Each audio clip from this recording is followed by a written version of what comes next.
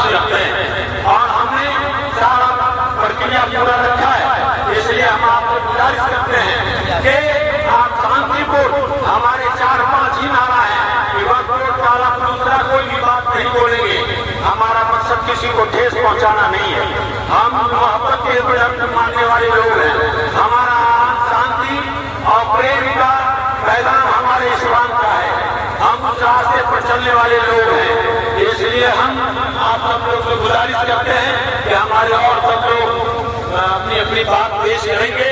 हम यही कहते हुए और हमारे मेहमान हुए CPI-M के जिला सचिव कांग्रेस उमेश प्रसाद से हम चाहेंगे कि वो आकर के प्रोफेसर उमेश कुमार से चाहेंगे जो CPI-M के जिला के महासचिव हैं सारा करते अपनी बात रखेंगे।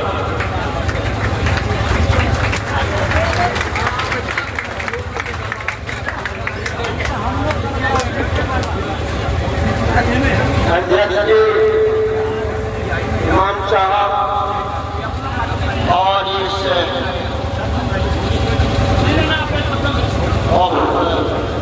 कानून के खिलाफ में आए हुए इस मैदान में पहुंचे हुए विभिन्न तबकों के और विभिन्न जाति धर्म के विकसित विचारधारा के साथियों को सबसे पहले हम भाजपा माली जिला कमेटी की ओर से क्रांतिकारी अभिनंदन करते हैं। साथियों, आज मुझे बहुत खुशी हो रही है कि एक ऐसे कानून जो जन विरोधी कानून है, सिर्फ मुस्लिम के लिए नहीं,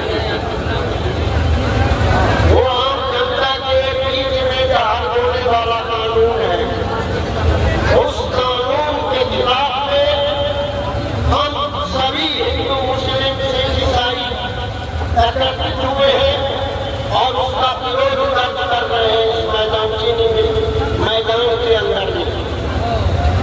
और हम एक बात से अपनी बात को शुरू करना चाहेंगे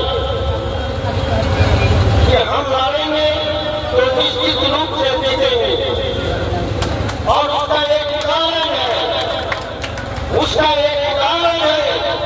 कि किसानों के खिलाफ में जो 3 काला कानून लाया गया था हिंदुस्तान के अंदर में, ये मोदी और अमित शाह के द्वारा, और उस कानून के मार्फत से हिंदुस्तान के तमाम आवाम और किसानों को आदानी अंबानी के हाथों का तिजोरा बनाने की कोशिश किया जा रहा है। किसानों को उनका गुलाम बनाना चाह रहा था।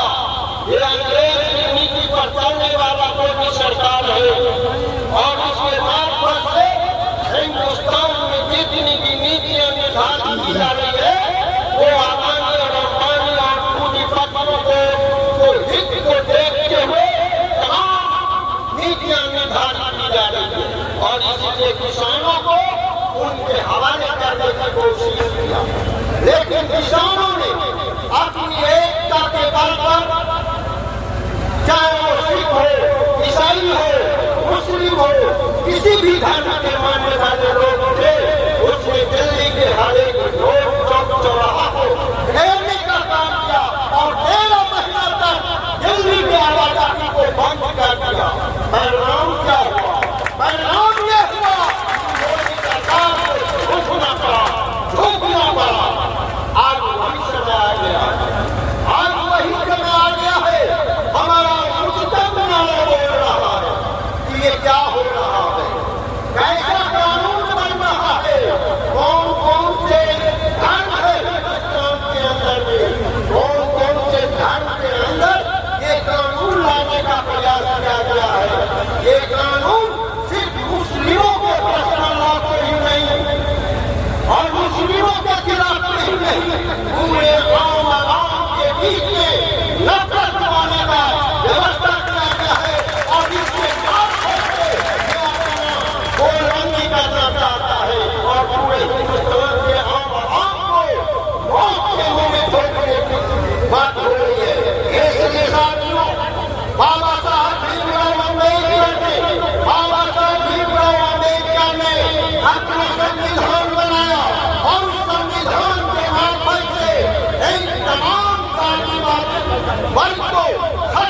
लाने की कोशिश किया था और सबको हिंदुस्तान के अंदर में हिंदू मुस्लिम सिख ईसाई तमाम लोगों के लिए अधिकार दिया गया था।